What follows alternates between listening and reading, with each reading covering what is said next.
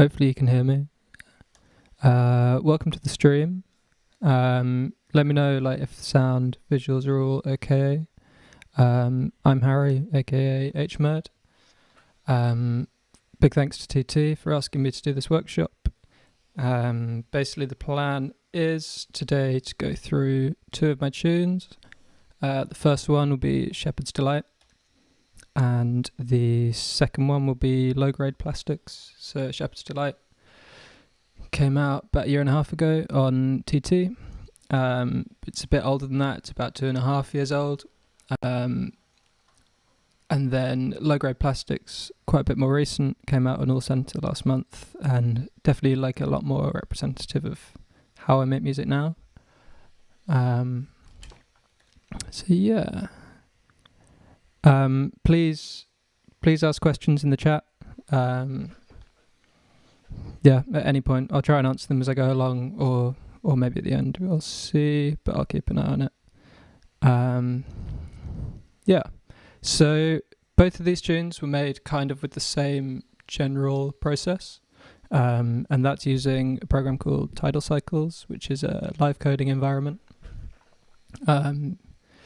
It's used to create patterns, basically,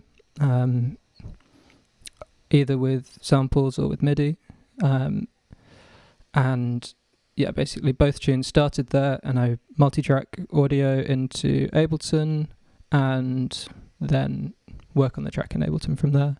They both have that sort of structure in terms of how I made them, but Shepherd's Delight was sort of 90% made in Tidal, with a few little bits done in Ableton after that, and then Low Grade Plastics was kind of the other way around.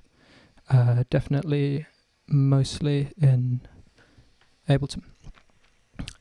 So I've got the Shepherd's Delight file in front of me.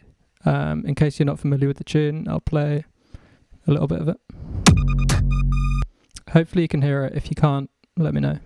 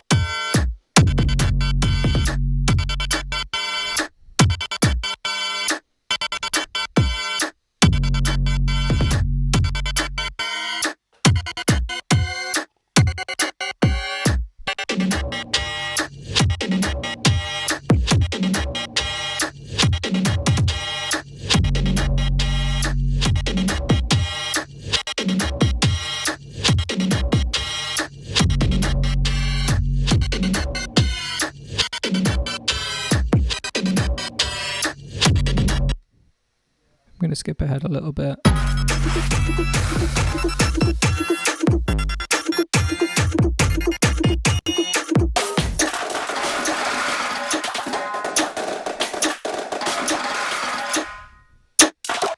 Yeah, so you get the idea. Presumably, if you're here, you've heard it before. But yeah, to kind of illustrate, I guess, how all this got here, because as you can see, aside from these hats at the bottom, it's all audio, which I guess kind of looks as if it appeared from nowhere, maybe. To illustrate how we got there, I'm going to open a new file. And I'm going to open a text editor and Super Collider in order to get Tidal Cycles running, so it might go a bit funny when I open this, so hopefully it's fine.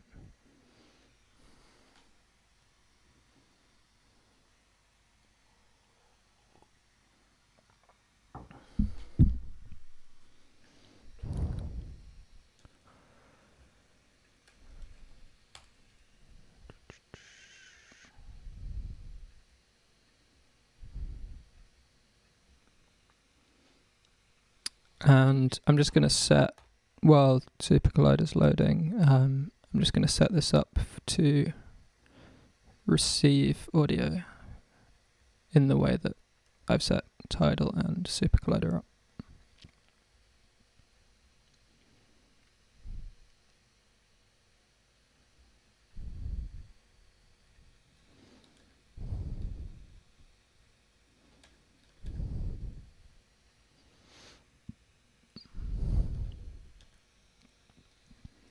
So Super Collider's just loading. It takes a bit of time. I guess while it is, I'll kind of explain where Super Collider falls into it.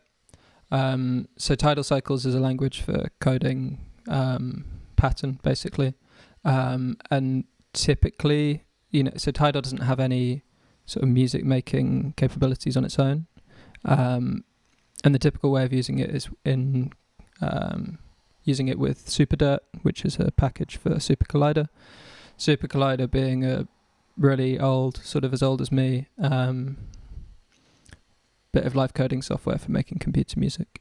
I kind of hate Super Collider, but it's a relatively necessary evil for using Tidal, which I love. But yeah, that's loaded now. You can see here it's listening to Tidal, whatever that really means. Let's just test it.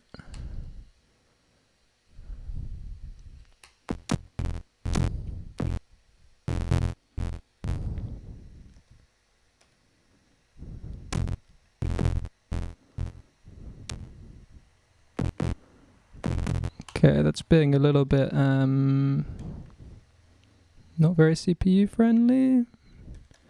One sec.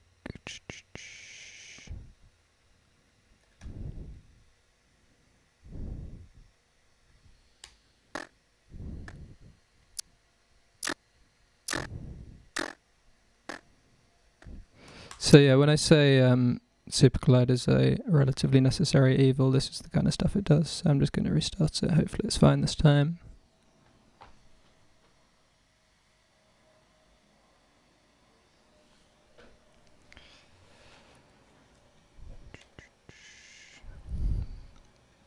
If it's not, we can kind of skip this bit, or I can just explain it and get into how I got stuff into Ableton.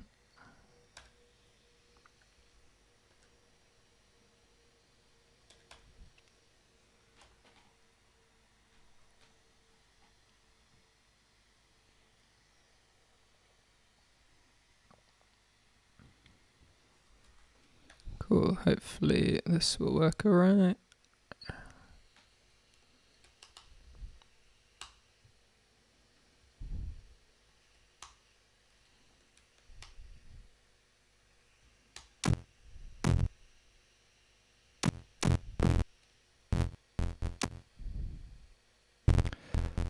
Fix it. Okay. I'm going to give it one more go. I'll close Tidal and Super Collider. If it doesn't work, we'll skip that bit. This is sort of the perils of streaming from the laptop that you're using to make music.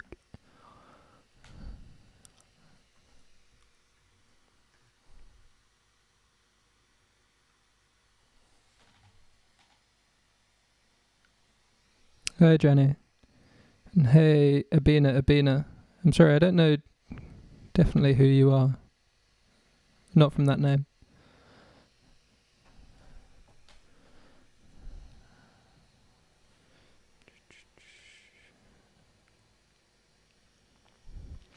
But yeah, I'm not planning to go in depth today, by any means, into Tidal. More just to illustrate my sort of process, which is sort of doing a lot of the composition side of production in Tidal, and doing a lot of the more technical sort of production-y things in Ableton. And I guess the reason for that is that Tidal, I find I'm able to do things that I would never think to do or be able to do easily in a DAW. I'm able to sequence drums in particular in sort of in ways that sort of are modulated or are conditional on certain parameters meeting each other in a way that would be very hard in Ableton, for example. And it's closer to maybe how someone might use Max or something like that. But for me, Tidal's is much easier. I'm not a big Max fan. Okay, let's see if this is going to work.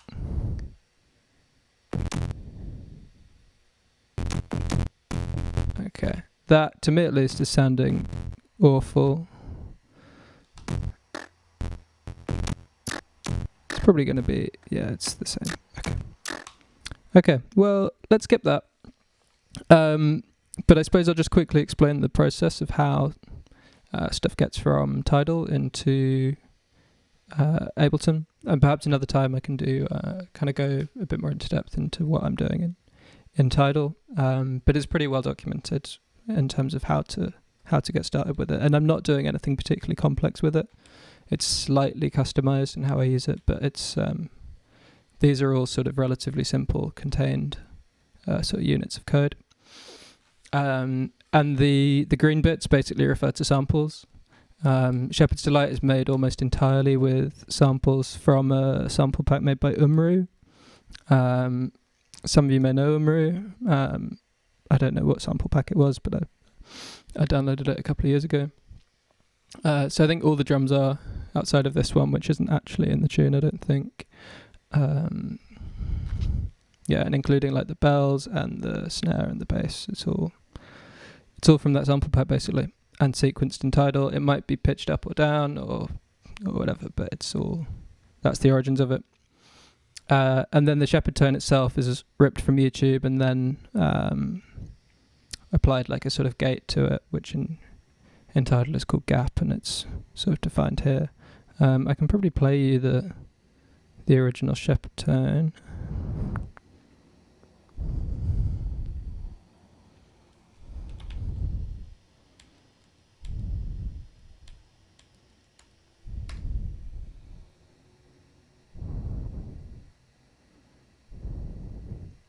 Hopefully you can hear that. I've just realised you might not be able to.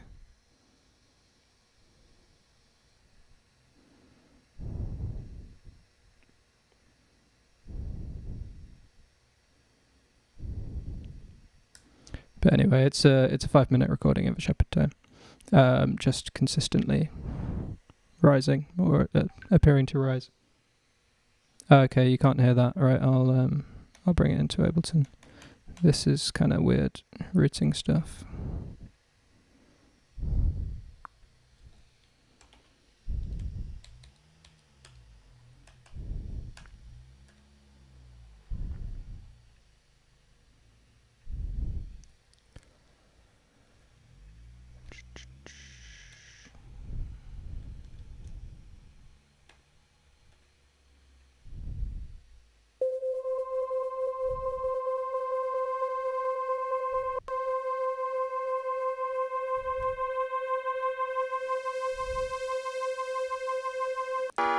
So yeah, it sounds like this.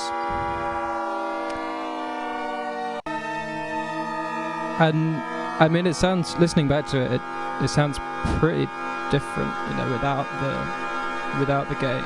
Even just like timbrally, I feel like the gate shapes it quite a lot.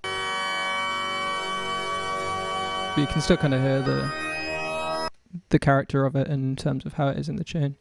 But anyway, let's go back to Ableton.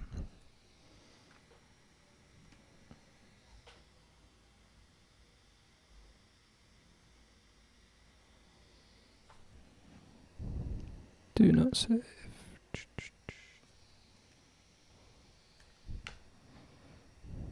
In fact, let's go back to Tidal before we go to Ableton.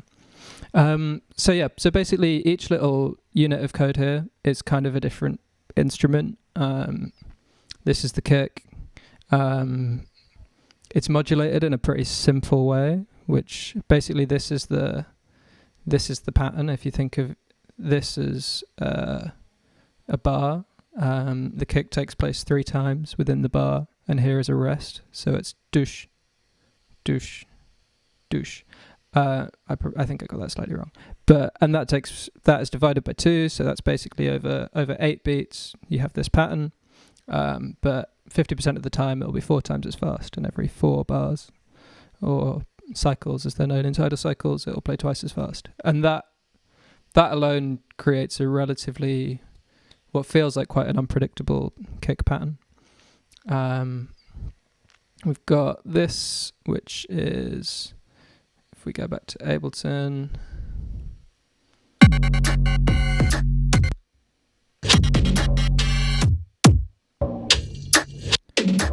is that sound minus the snare.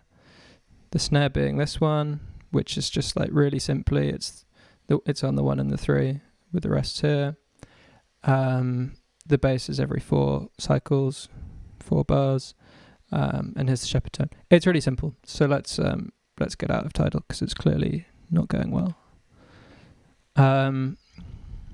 So basically it's a case of hitting record, and I've set Tidal up so that it multi-tracks into Ableton.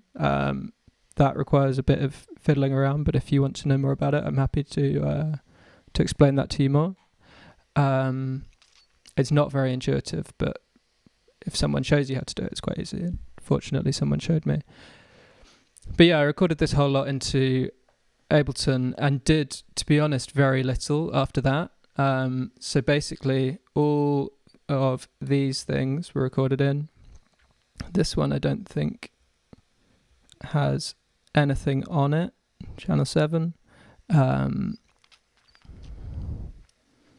And yeah, that's it. And then it's just very basic sort of restructuring. So the kind of falling apart thing.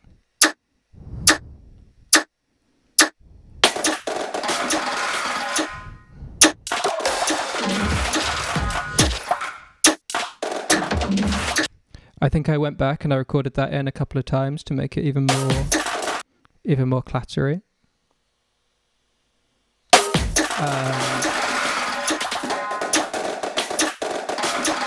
So I didn't double it up. I sort of ran the code a few times to get slightly different versions, and I've closed it now. But if you look at that code, it's just sort of choosing random samples from within a set of samples and playing them in no given order over the top of each other.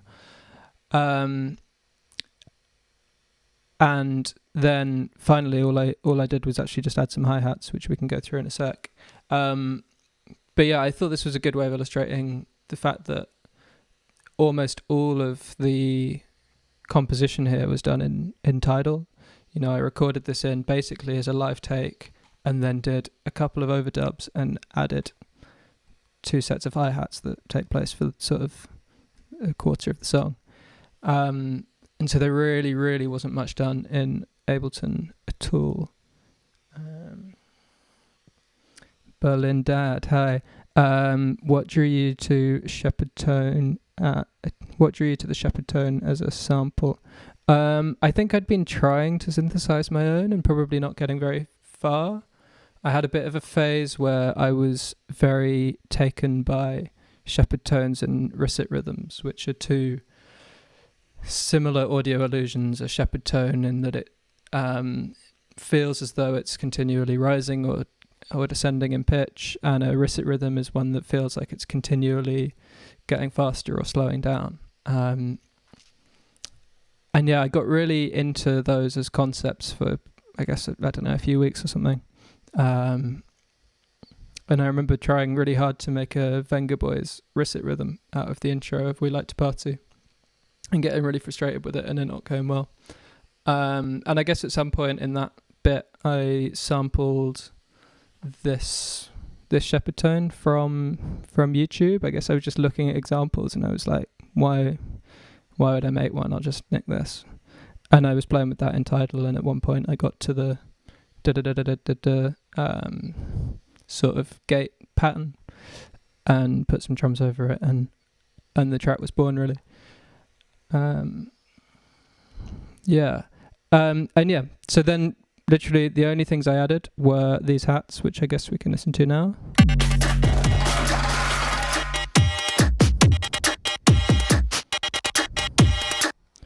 And so it's just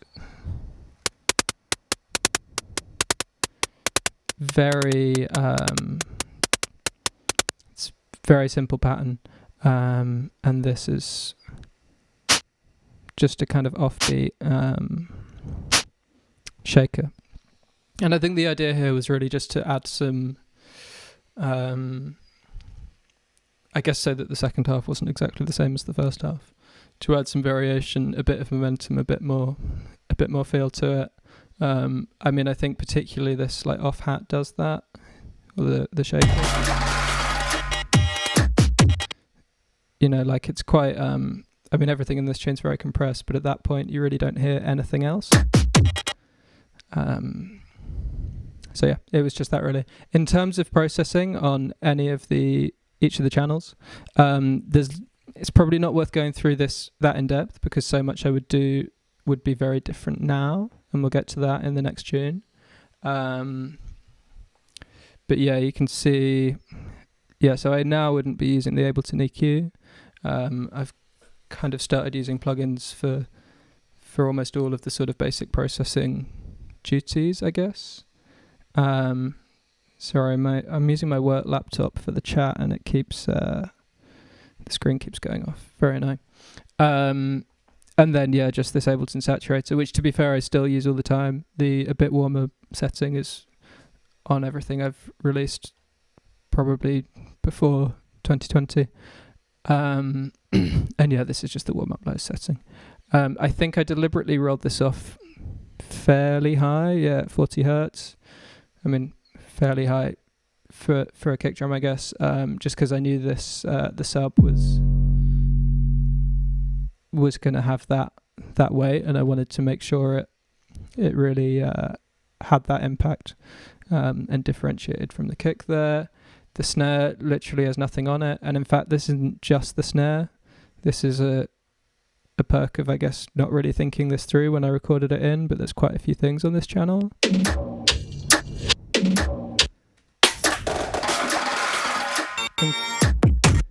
Including that stuff, which made it really hard to mix, so I just sort of didn't.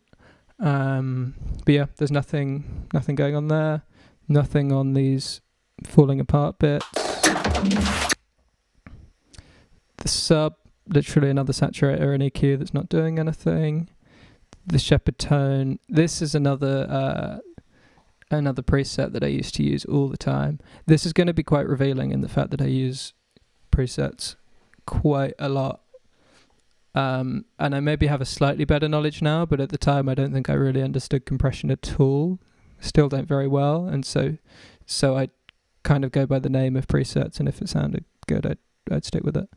So yeah, that's all that's on there. The hats, I think I felt like the hats had to be really overdriven and saturated to get through. So yeah, I mean, this one has saturator erosion, which I guess I can quickly demonstrate what erosion does for those who aren't sure. So that's without it.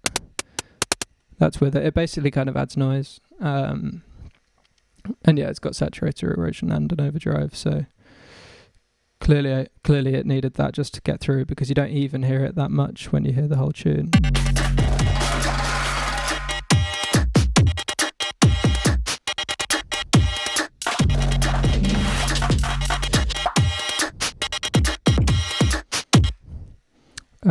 And yeah, that's all the individual channels. I also, this is one I mastered myself. I've mastered I think everything I've released except the tune that came out on a compilation recently, on the Flex compilation.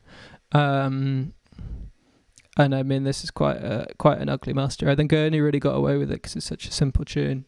For some reason, I rolled everything off under 35 hertz.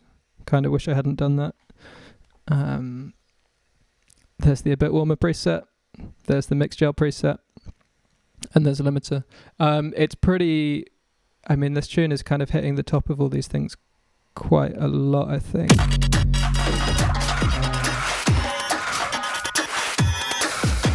It's quite a loud master. And if there weren't so few elements, I don't think I'd have got away with that. But I think I did. But yeah, I think that's about it for this tune. I don't know if there's anything anyone wanted me to go through specifically with it, but it's honestly really simple. I think the only other thing I wanted to maybe mention is that, because I talked a bit about the programming of the kick earlier, and I noticed when I was kind of preparing this the other day, how when you listen to it on its own, it has very little sort of musical feeling. It feels not very not very rhythmic. So I'll play it on its own.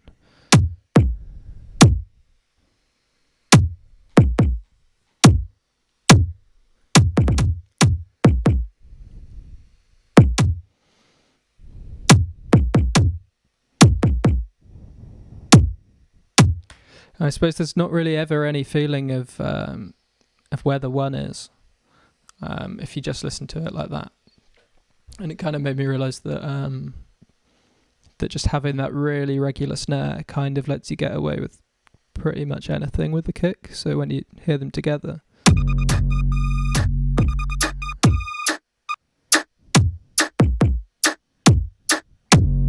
like the kick totally makes sense now, I think. So yeah, that was a realisation I had 2.5 years later. Yeah, that's Shepherd's Delight. Thanks for coming. So the other tune I want to do is what's it called? Low Grade Plastics, which had a really similar trajectory, as in it had its origins in Tidal, but not nearly as much. It's a lot more complex than this in terms of the Ableton file. It's a lot more CPU heavy, so it might go a bit funny when I open it. So yeah, I'm going to do that now.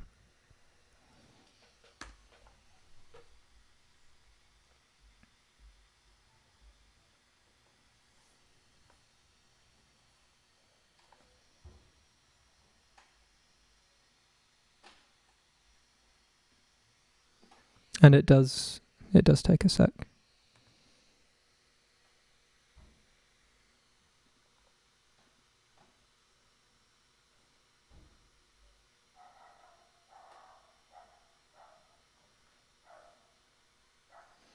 Out to Simran.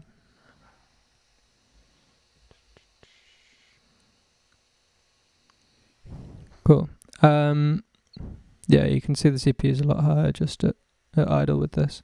I'm just going to play it through. Probably not the whole thing. Hopefully it plays okay while I'm streaming. We'll see.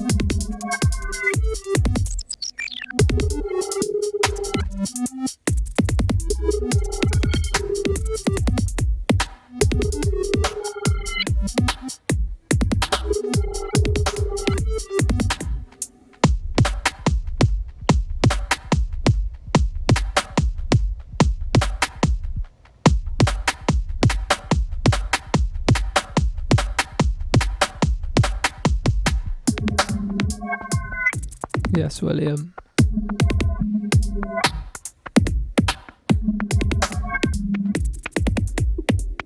Gonna skip ahead a little bit.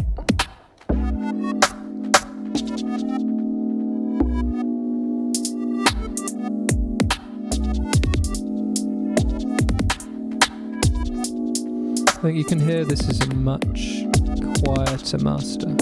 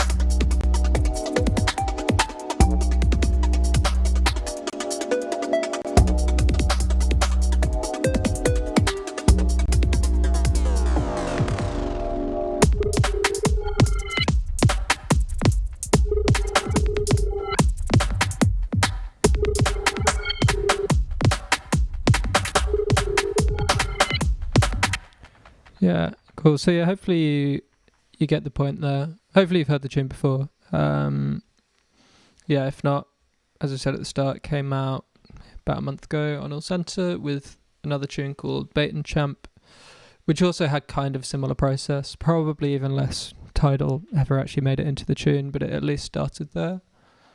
And I guess to explain that, because with this, again, it's very heavy Ableton, but it's very heavy as in how it's weighted towards using Ableton over Tidal.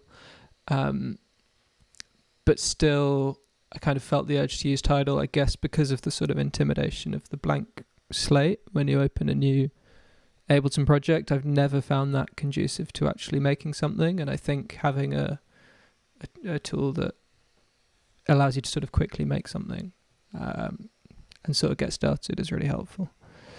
So I guess Tidal's sort of like an instrument in that sense.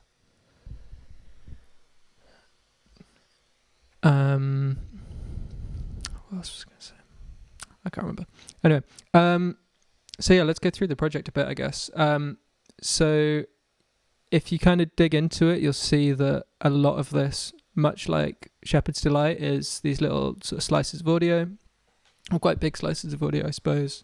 And that's in a lot of these channels. And again, that came through in exactly the same way, sort of multi-tracking a recording and spending sort of like just, yeah, doing like 4 minutes, maybe changing a few parameters in Tidal while I go, and getting this sort of source material, I suppose, to work with. But this is way more sort of produced, way more chopped up. It was a lot less of a sort of tune in itself in the first place. And there's way more I've added to it in terms of synths. And what I recorded in the first place was pretty much just drums, and only about, it's kind of like the kick, the rim, and a couple of different hats, and this little sort of break sample, which probably isn't very obviously a break. I think that's all that actually came from Tidal in the first place. So yeah, I guess let's just start kind of top to bottom, and just think about the drums first. I've tidied this project up a bit since, kind of in preparation for this, and kind of grouped a few things, although I suppose if I'd properly done it, I'd have actually named everything properly. But yeah, let's just listen to the drums for a bit, I guess.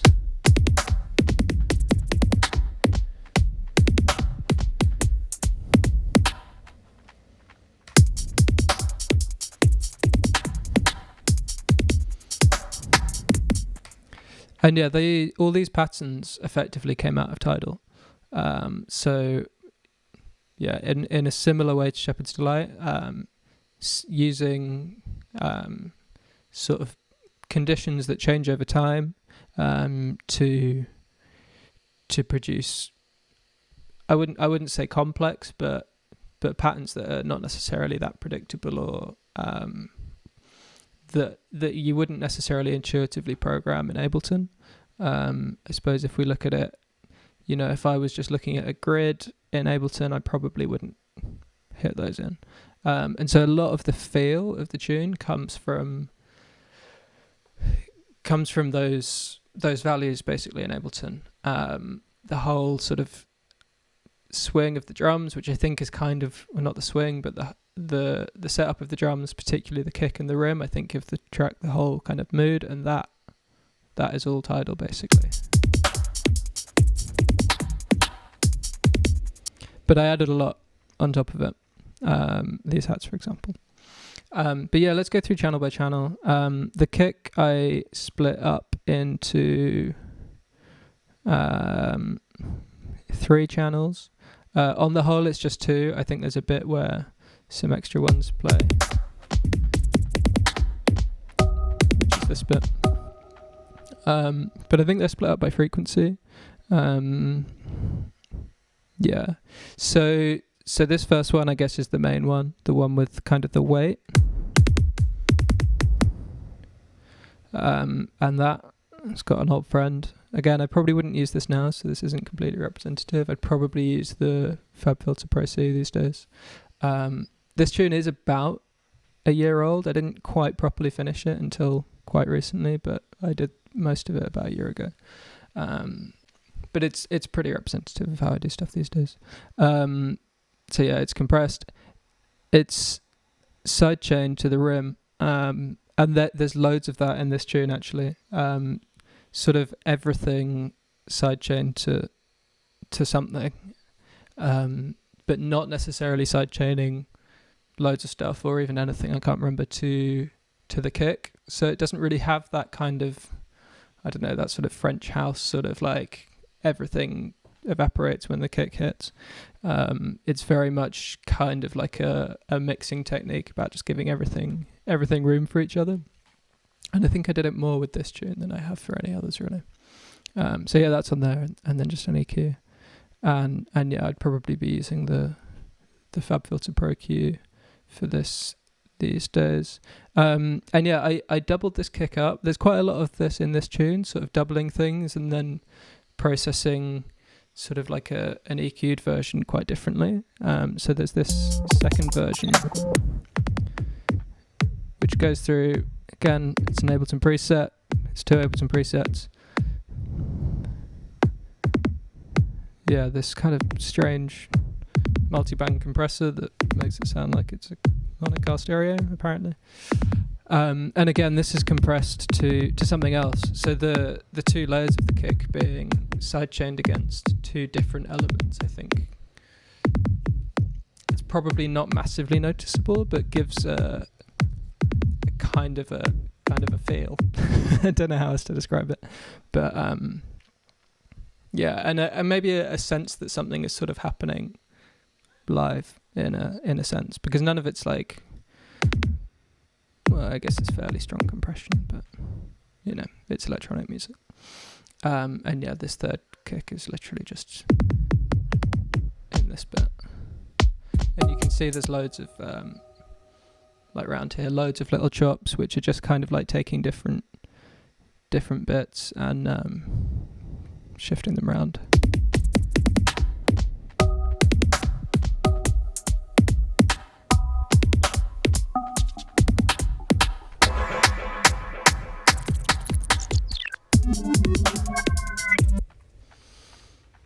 So yeah, that's that. I can't remember if I said at the start, I think we've got like about an hour. I think we can go a bit over if we need. So yeah, next, there's quite a few hats in this track. This like literally just came in from Tidal. So this does have the Pro C on it. Possibly because maybe I did this, I don't know, worked on this hat a bit later on or something. Again, it's a preset, it's called Hard Hitting. And it's sidechained against 2 other bits of percussion. And there's a pan on it. I don't think I've ever used auto pan outside of this, to be honest. But yeah, that's that. This one, so I've frozen a few things. This wasn't really part of the production process. This was more done yesterday, because this tune was sort of, my laptop was struggling doing this and streaming. But we can see, oh yeah, I remember why I froze this. So this one, let's listen to it. So there's quite a lot of modulation there from these LFOs. Basically, it's just, I think it's only actually one sample that plays. Yeah, I don't know which of these it is, but yeah, basically there's an LFO modulating the attack, and another LFO modulating the rate of the LFO modulating the attack. So this is something I've begun to do like all the time, just chaining LFOs, like max for live LFOs. And this has really changed actually since I bought Ableton a few months ago. After using it cracked for more than 10 years, I think. And I just found it really unstable with LFOs. They kept crashing. They kept resetting when I opened stuff and losing what they were modulating. And since I got it properly, it's been fine. So I've been like really going pretty hard on the LFOs. There's another one doing the fade out, so basically like the release. Again, this is sidechained against something. FabFilter Saturn's on there. This hat designer on the FabFilter Saturn is great. I use it loads. And there's a vinyl distortion for some reason. I think this other hat's really similar. Basically the same stuff. Again, it's sidechained against two things. There's a filter on it as well. Let's hear it.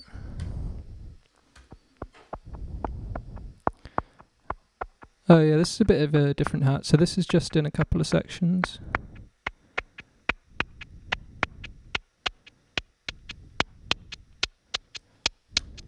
And this is going to some of the sends as well, pretty lightly. But sends, I've got a couple of reverbs and this freak echo we'll get to.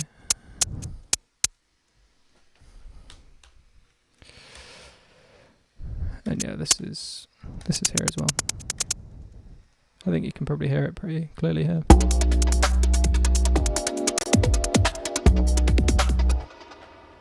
And yeah, again, that's literally just frozen because to save CPU for the stream. Then the rim, which I think is like massively a part of the character of the tune. Like I can't really imagine it without it, and it's kind of why I kept working on it, because I felt like I'd got it really, really hitting hard. And again, this came out of Tidal. I think something I really liked about it, which I've since started doing this in Ableton, but this was done in Tidal, was modulating the pitch, which I think gave it just within quite a small within quite small parameters of pitch shifting, but it gives it a sort of live feel, as if someone's hitting the rim of a snare drum, and it's slightly different each time. So if we, yeah, you can kind of hear each time slightly different pitch.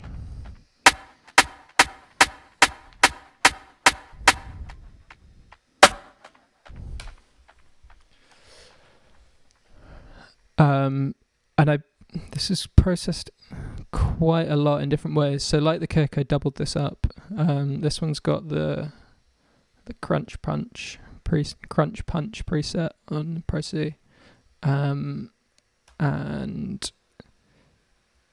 it's going to a few of the sends. So it's going to this reverb. I think this is a free reverb. One of them's sidechained against the room actually. I've since started using Valhalla Room as a reverb, which I really like, but I think this towel one has a certain character that I really liked in this track. And it's also going to this Valhalla Freak Echo, which I think is free. We can.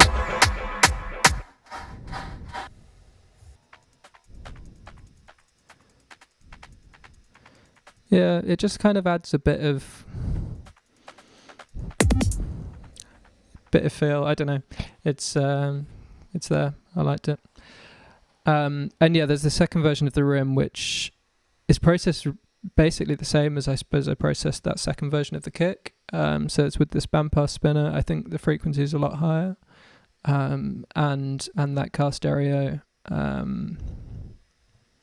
multiband compressor. So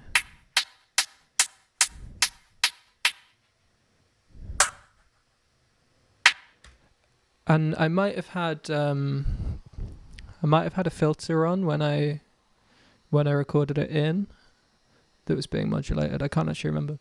And something else actually I did in Tidal. Shout out Valhalla Room.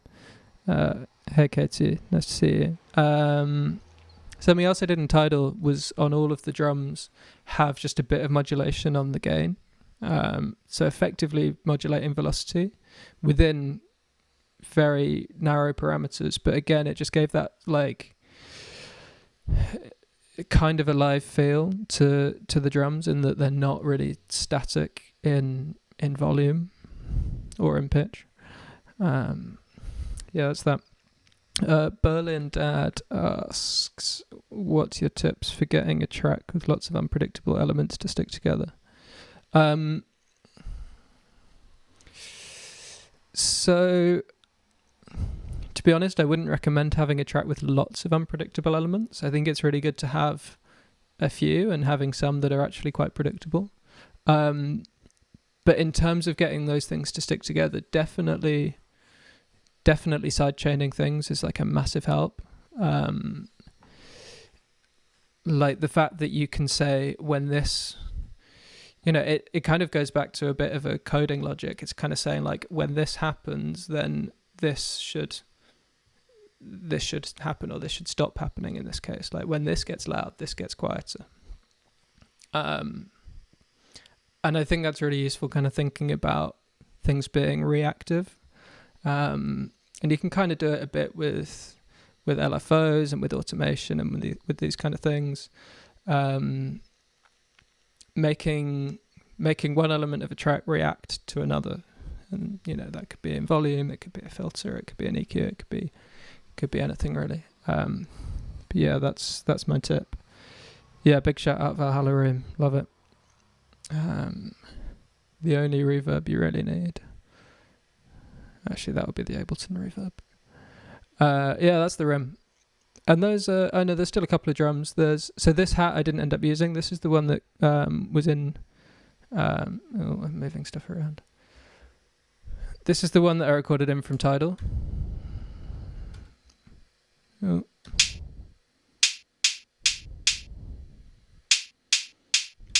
Which I suppose if we listen to it with the tune,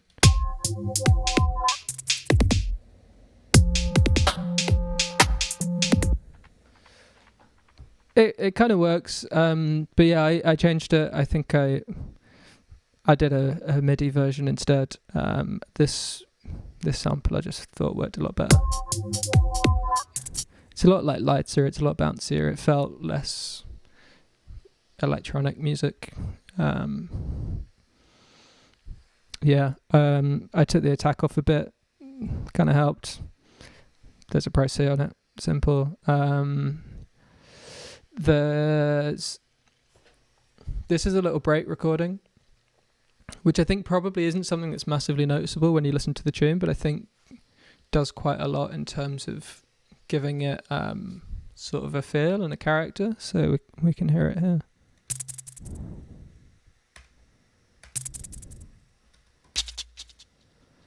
I think it's maybe two different sections of breaks, or maybe two sections of the same break, probably sped up, and with an envelope on, basically in Tidal, and they hit probably sort of a quarter of the time the rim does, or something like that. I can't remember how I programmed it. But yeah, it's just kind of there, and it often hits on the one, and it just gives it a bit of momentum, bit of a feel of where the one is, which I think helps when you've got relatively sort of loose kick and rim. Helps. I shouldn't talk about loose rims. That's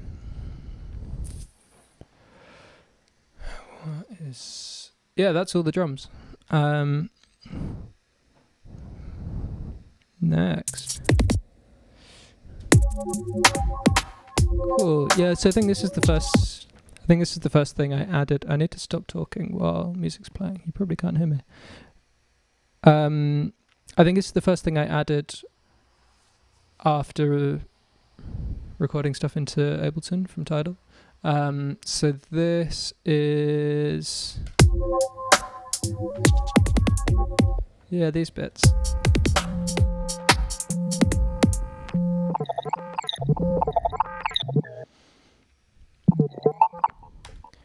And they're just chopped up bits of audio, really. I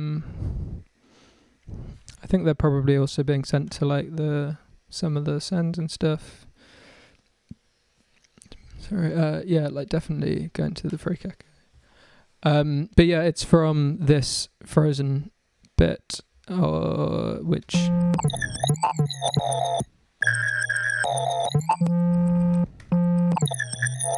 is kind of horrible. I think it came from Razor, which is a Native Instrument synth made by Aerosmith. And I guess I got somewhere with it and I was like, I don't know how I'd ever get here again, so I recorded it and I had it. And basically these versions that are in the tune are very slowed down with the pitch setting. So you can see, I think this is slowed down by 4 times. And you can kind of see it in the waveform that it's been slowed down. So, Hoggo Boggo Boggo, hey, says, do you ever sequence your percussion in Tidal? If so, do you use drum rack or anything else? Yeah, good question. So Tidal, I suppose you can use it in lots of ways, but there's two ways I use it in conjunction with Ableton, and one of them is to work with samples within Tidal and record audio into Ableton, and that's how I did this and Shepherd's Delight.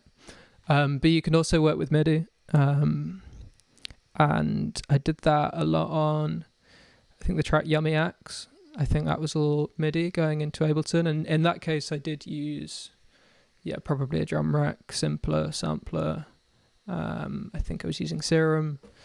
And yeah, you do it in very much like the same way you would record audio, and it's just that it's MIDI and that Tidal is doing all the sound. Sorry, Ableton's doing all the sound generation rather than Super Collider.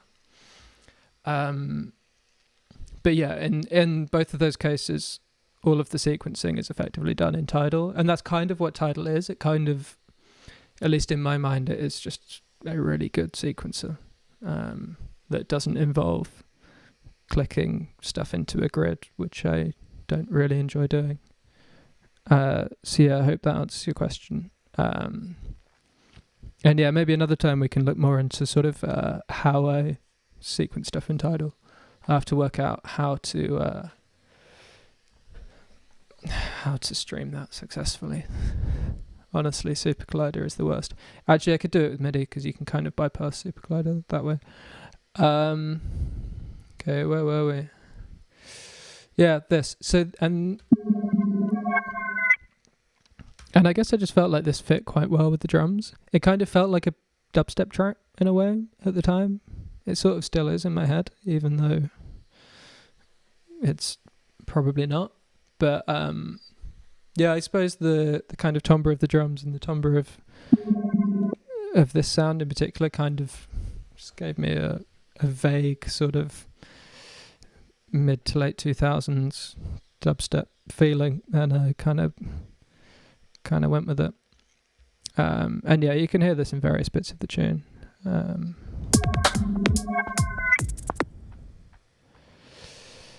And yeah, it's very filtered. It's going through this bandpass, which isn't a preset.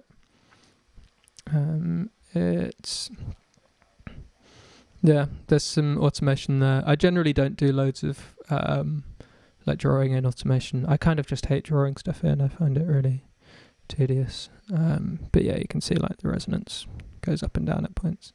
This is definitely one of my more like produced tracks in terms of just going into like the micro editing loads of little bits. I generally don't do loads of that. Yeah. Next one is these pads, which, what did I make them in? Okay, I think they're in Razor. We can have a look.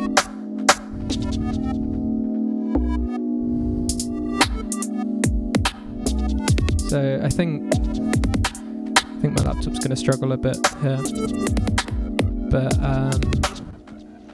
yeah, you can see I did it in Razor. I really love Razor. I use it all the time. I think most of the synthesis in here is Razor. Yeah, it's a preset. I probably changed some stuff I might not have done. I don't know, if you go and find the Child's Play preset, it might sound the same.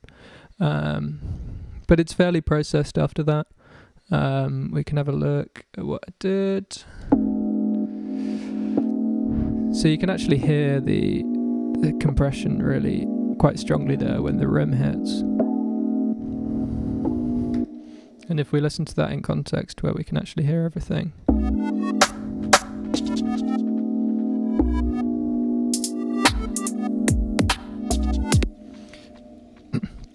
Like, to me, when you actually hear everything all at once, it doesn't sound like really sort of obvious like compression when that rim hits. It feels like the rim's just sort of created space there. But in actual fact, it is, relatively strong compression. It doesn't take, the threshold's really low. Ratio 4. I'd probably tweak the release to kind of get that feel about right. And yeah, there's an EQ, there's a filter at some point. I think that's probably in the, I don't know. Let's see what the filter's doing.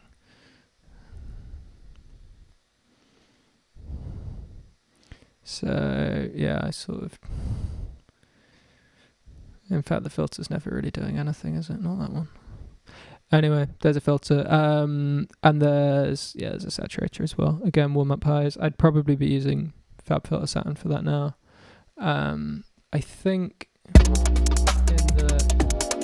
in the later part of the tune, this actually isn't doing anything. I bounced a version to audio and processed it kind of differently. And I might have even... I can't remember what I did.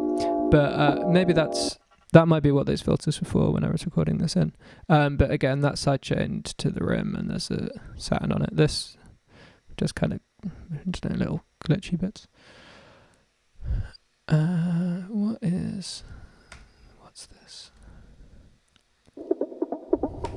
Oh yeah, so this, I really like this bit actually. It's one of the kind of more bits of, there's not much sort of like there's not much sharpness about this tune, to speak in sort of unnecessary timbrel adjectives. But I thought this added some.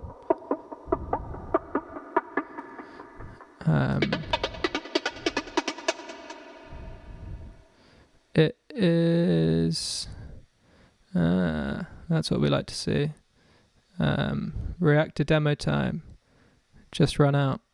That might not actually play anymore. Yeah, that's literally not going to play anymore because my reactor demo time just ran out.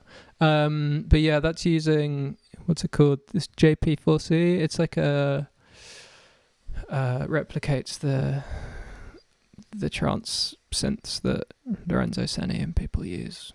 And everyone who actually made trance used, who wasn't Lorenzo Senni.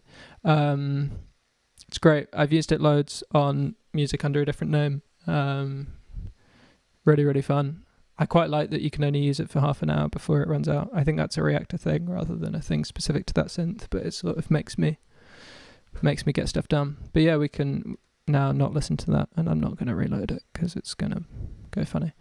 But yeah, I think the MIDI I actually sort of like tapped out on my keyboard, and then quantized it. You can probably see it's like a bit off. It loops in kind of a weird way, but I kind of liked that.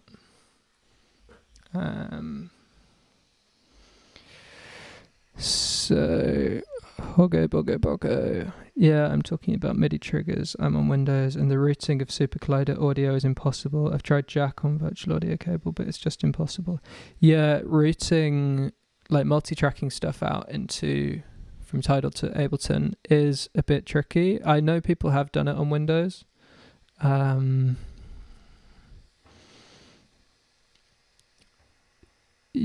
in fact, the MIDI element I found easier, but again, that might be because the audio MIDI stuff on macOS is relatively usable. But yeah, good luck. I hope you work that out. Kindome's probably a good person to talk to. I know he uses Windows and he's got that set up. Hey, Blue. Yeah, Blue's sort of answering questions. Cool. What's next?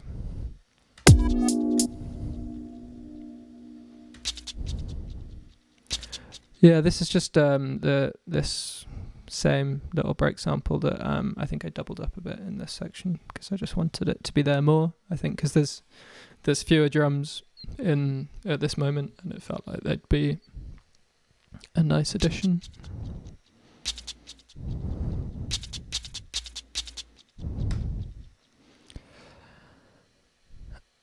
Yeah, I can't believe there's 33 tracks here. It's too many, really. I don't think anyone should be using that many. So this isn't something that made the cut, but let's see what it is. Okay, yeah.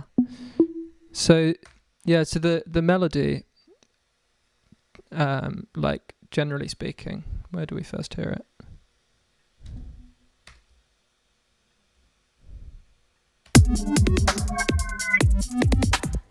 So that came from a MIDI pack of like trance melodies I found, which I've used loads. I don't know what I did with it. I suspect I inverted it. I think am I looking at the right bit now?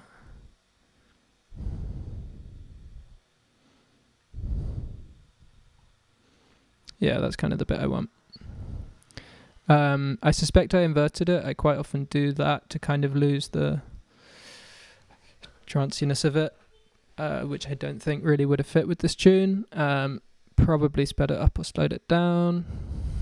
But yeah, that's there. And this, this particular bit of MIDI didn't get in, but I think I recorded in bits of audio from that, which you can hear here. And yeah, obviously reversed it. And I mean, it kind of sounds like to me at least, like a sort of grime riff, which is maybe from the inversion. I think it probably went from major to minor in that process.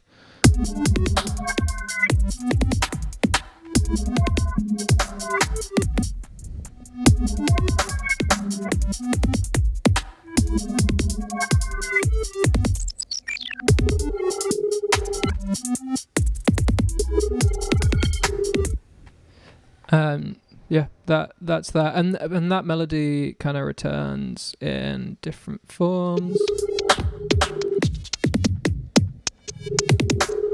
You can hear it here, it's sidechained to the rim. Loads of stuff in this is sidechained to the rim, which I think I don't know. It felt at the time like that would kind of invert the typical sidechaining stuff to the kick thing.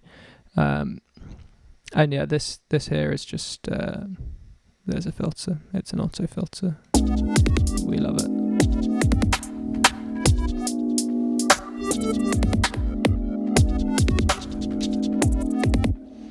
And I think it's the same in this bit. There's tiny little bits of audio here which kind of do the same bit of melody, really.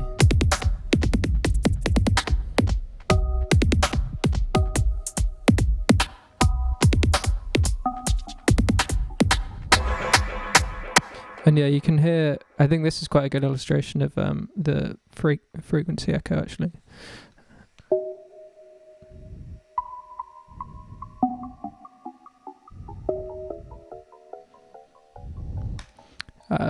So yeah, that's some automation, some rare h.murd automation. And again, yeah, this is just the same melody, maybe before I reversed it, or it might have been from a different synth, I can't remember. I don't know what this is. Oh yeah, it's just a little spin back. I think I did that in Sampler, so it's not from a CDJ or anything. It's just I think I recorded myself changing the pitch in Sampler really quickly, and it worked quite well, quite convincing. I think at one point I kind of saved as this tune and sort of decided I'd make it a bit sillier. And I'm quite glad I did. So I think I added this, and you hear that a few times, the spin back. It's quite nicely kind of panned as well. As in, I guess it was like a stereo sample I was using. And then I think the other thing I added to make it a bit sillier was this. That sample. Which is from Spyro, one of the games. Made a little Spyro sample pack. So that's got this FabFilter timeless delay on it. I think if we hear it on its own, that might be recognisable to some Spyro fans. And yeah, we hear that a few times in the tune, I think.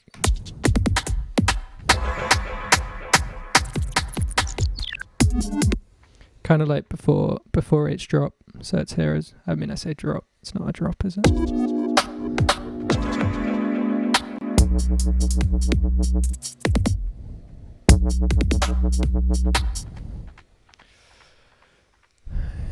Yeah, so where have we got to? So I think the only thing really left to go through is the bass.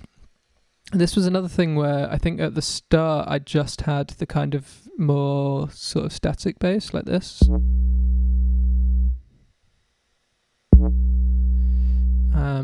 And it's done in Razor.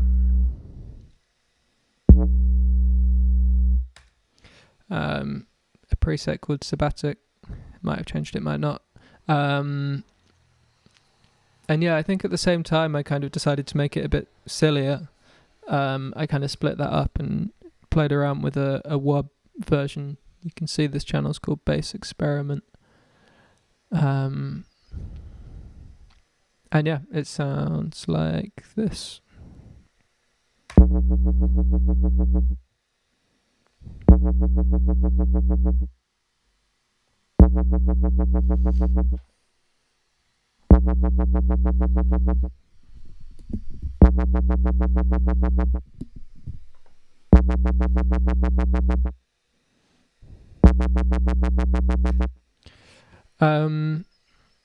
So yeah, I think it's the same sub, just with modulation on the filter, which is just coming from the LFO and the envelope.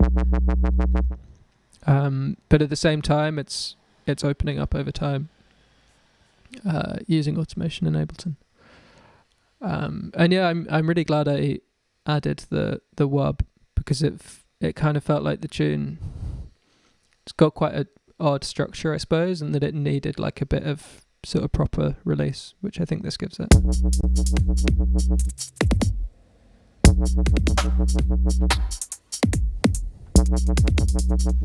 And then you hear the little Spyro sample again.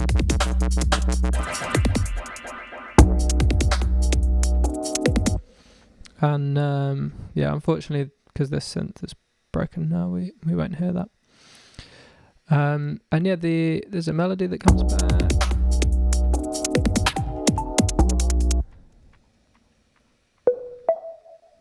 Again, it's that same trance melody.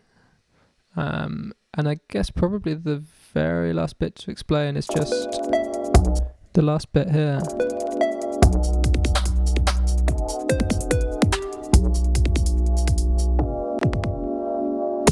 Which now doesn't work because this synth has stopped working. Hold on, let's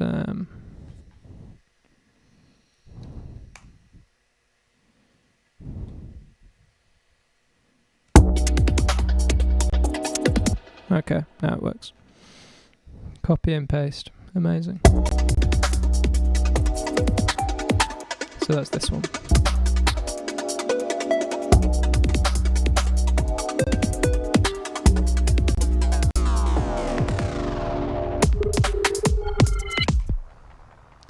And yeah, that effect.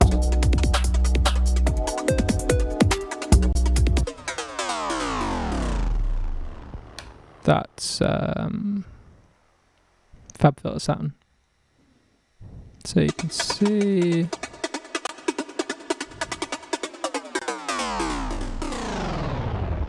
yeah, it's literally just like bringing up the feedback and bringing down the frequency, and that's just done in the automation here.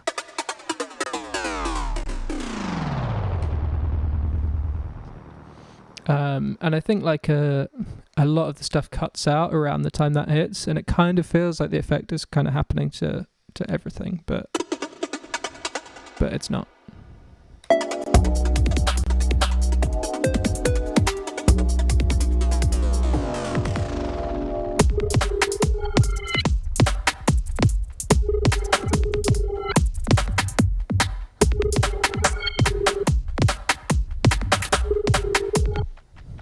And yeah, the M bit is very much just a bit of an alteration on what came before. I think it was literally a case of copying some audio and it kind of overlapped with some that was already there, and it just made a slightly more, I don't know, overdone rhythm. But yeah, I think that's basically that. If anyone has any sort of like final questions on this tune, or anything, stick them in the chat now. Yeah, I think I don't know what else I'd go through with this one, to be honest. I could quickly touch on the master. And also Berlin Dad says, what's your favourite bit of the tune? I mean, obviously it's this section here, really, like the when the wub hits through to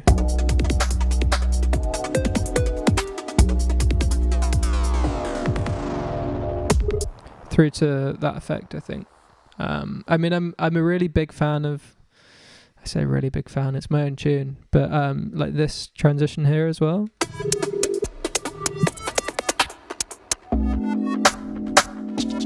Like the kind of anticlimax then going into those pads, which at that point you've not heard in the tune. I really liked, and it kind of felt like the pad, I mean maybe it's not, but to me at least, sounded like a sort of old James Blake pad, and just kind of to me fit with the fact that this was a dubstep tune, dubbed, no pun intended, hmurd step by Charles Verney, friend of the stream.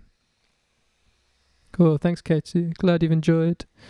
The master pretty much speaks for itself, like it's an EQ, a saturator, a compressor, a multiband compressor, another saturator with the magic mastering preset on, and the Pro L.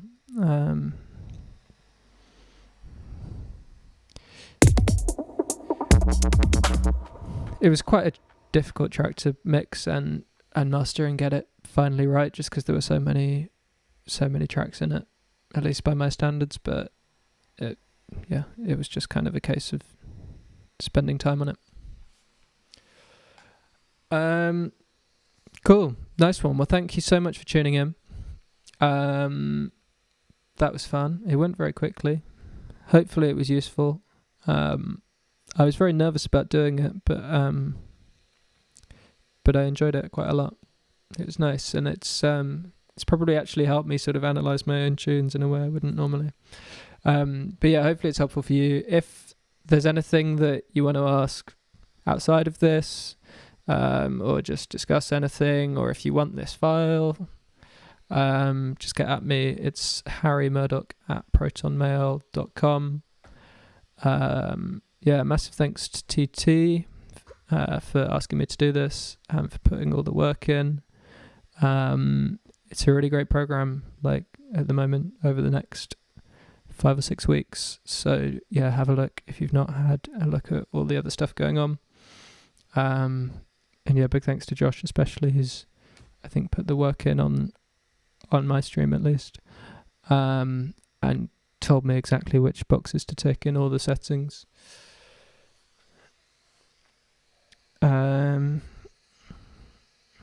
Yeah, I've got a tune out tomorrow, by the way. It's a remix of or it's a cover of a favourite pop tune of mine. I might just play that and turn my camera off, and that'll be it. It's called Jack It Out.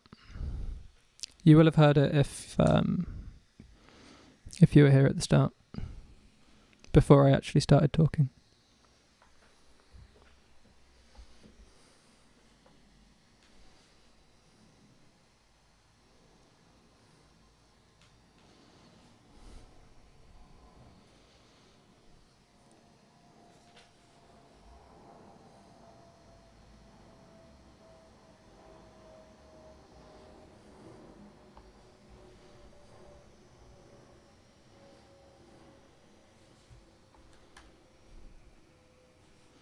Cool, I'm going to turn my camera mic off. Thanks for tuning in. Thanks, you too. See you.